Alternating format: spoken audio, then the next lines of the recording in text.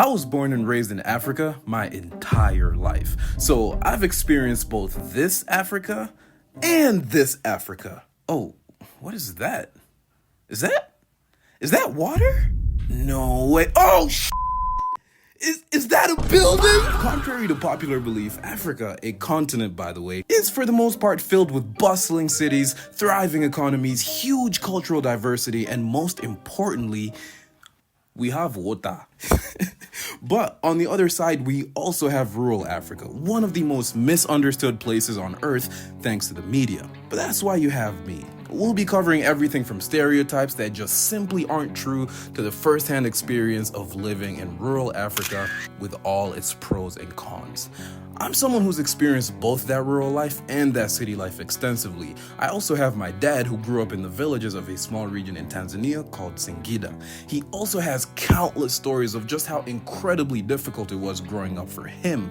They'd have to sleep on freaking cowskin on the floor, no bed. Granted, this was rural Africa in like the 70s and 80s, but a lot still applies today. Manual labor was brutal for him, but it wasn't endless. Devastating beatings from his parents were frequent, but never overwhelming. At least most of them weren't. There were days where food wasn't guaranteed. Farms hadn't yielded enough food, rain hadn't showed up in months, safety and survival from unknown diseases wasn't guaranteed either. But you know what was guaranteed? A sense of peace and community so strong, it would always make these life-threatening circumstances feel like nothing more than just a casual part of their daily lives. No matter the circumstances, it is undeniable that the folks of rural Africa dwell in a level of peace and gratitude that we city folks have just grown foreign to. I've been to my father's village many times, and once you get away from the city and enter these places, even the air feels 10 times cleaner. Your mind clears up instantly. It's like the environment itself puts you into a meditative state. Everyone's smiling, and if not, well, they will be pretty soon. You turn left and there are the village women huddled up around the kitchen, passionately preparing food for the entire family and neighboring houses. You turn right, and there's your chubby friend with the rest of the young adults returning home from a successful cattle herding session. As you see them, you begin to get excited. Tonight we'll be slaughtering a cow and barbecuing it for dinner. And as you eat the cow with your boys by the campfire, the cool village breeze hits your face and your grandpa arrives. He taps you on your shoulder and nudges you to go sit next to him so you can listen to hours worth of village lore passed down from his forefathers and now unto you. It doesn't get much better than this, man.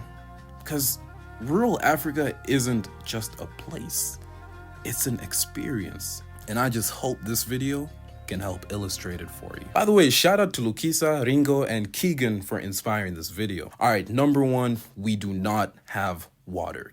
Honestly, man, we kinda don't.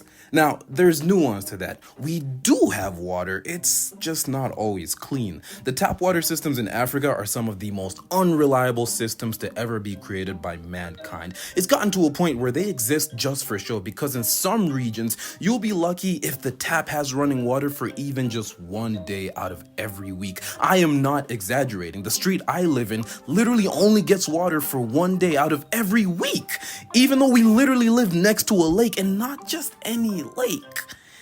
Lake Victoria, bro. The largest lake in Africa. It's truly disgusting how the government would much rather spend money on buying hundreds of luxury cars for them and their entire clans instead of providing a daily source of water to its citizens. This leaves most people having to acquire water through the community wells, rivers, and random ponds in the middle of nowhere, as well as the infamous water sachets that Lukisa spoke about. And when times get real tough, you better run to your ancestors and hope they can teach you that rain dance, because you're gonna need to make it rain, my boy. Number two, rural Africa is poor as fuck, bro. A lot of people seem to think the village life is all about extreme poverty, hunger, and desperation. And while poverty does exist, everything is relative. Rural Africans may make only a fraction of the income that someone in the city makes, But their living expenses are often way lower than someone in the city, so much so actually that the villagers end up having an easier time getting by than someone in the city. Provided you got yourself a few cows or a small piece of land where you can farm adequately, you will get by. And it's not like everyone's just out in the grueling hot sun farming all day. A lot of people own shops and other small scale businesses that raise the overall economy of a given region. Honestly, the most overpowered aspect of living in Africa is the unbreakable sense of community. Villages in Africa are made up of very strong community support systems. Resources are pooled together and shared across a community rather than having everyone fend for themselves. And I genuinely think this is the coolest part of rural Africa. As difficult and as grueling as the physical labor of having to work and farm can be, the fact that you're never alone on those hot, sunny days of manual labor makes it infinitely better. Number 3, rural life is uncivilized. Bro, until I watched similar videos on YouTube, I did not even realize that this idea that Africans ride lions and zebras in the wild was so prevalent. And I'm not even mad at this, bro. This shit's honestly hilarious. Some of these AI videos keep me up at night dying of laughter. And to be honest, you can't tell me not a single African in the past 5 years had tried riding a zebra in the wild. I will not have it. Humans will forever be humans. But this idea of rural Africa being uncivilized is simply not correct.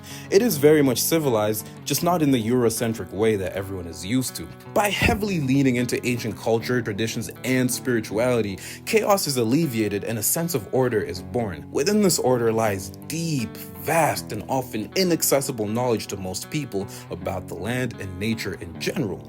People then use this knowledge to align their lives accordingly. This is why rural places have such thriving wildlife and nature. Our order and civilization comes from simply aligning with Mother Nature instead of destroying it. It's just a shame that this in itself is viewed as primitive and uncivilized by others. Though nowhere near as much as modern places, rural areas still produce doctors, teachers, engineers, and overall wisdom about the land. In a previous video, I spoke about the countryman.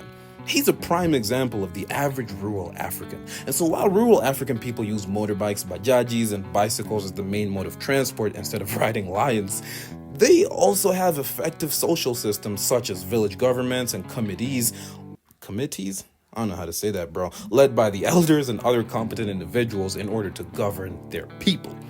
Number 4, no technology or internet. See, this one isn't true either. In fact, I've yet to be in a rural place in Africa that's completely devoid of technology and internet. I'm certain some villages deliberately distance themselves from any and all technology, but I am yet to experience this for myself. For the most part, you'll find old school technology that's very prominent in villages. Old retro TVs, old radios, mini solar lights, and internet. Granted, it's oftentimes really slow though. I'm talking a struggle to get a megabyte per second kind of slow. It's no joke. What you'll notice though is the fact that it seems like everyone is like a decade behind. It's like a time capsule almost. Most people are using phones that came out literally 10 to 15 years ago and TVs from the early 2000s, bro. You'll find CDs and cassettes still laying in people's houses, and if you're lucky, you might just catch a glimpse of a VHS tape in someone's living room. Everything from the decor to the aesthetics scream late 2000s, and while people are still up to date with all the important news like politics and even celebrity gossip, everything else is from at least 5 years ago. And this isn't a bad thing either, man. What would you need 100 megabytes per second for in the villages, or even the latest iPhone? Vanity metrics here don't hold up much over there. Functionality rules overall. And so to put it simply, man, rural Africa is a place that is misunderstood by the entire world at large. And I just hope that this video has been able to shed a light to something that most people rarely ever get to explore. Also, if you enjoyed this video, man, subscribe, leave a like, and also follow me on Instagram. I post a lot of behind the scenes content over there. So yeah, man, catch you on the next one. Bye.